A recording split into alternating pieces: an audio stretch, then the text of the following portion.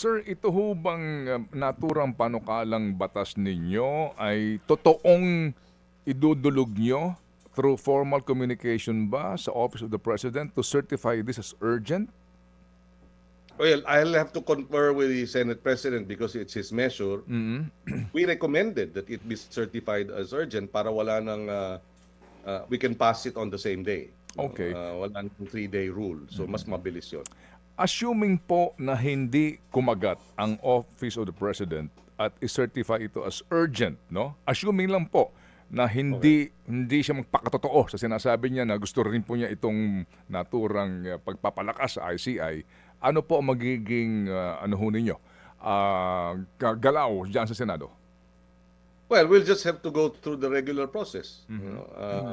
I-file ka agad, period of interpellation, tapos period of amendments, and then passed on second reading, and then after 3 days, we pass it on third reading. So, ganun ang mangyayari dyan. Pero sana nga, ma-certify ng mas na agad-agad dahil time is of the essence, malaki ang kakulangan dun sa gaps sa kapangyarihan ng current ICI na kailangan punuin.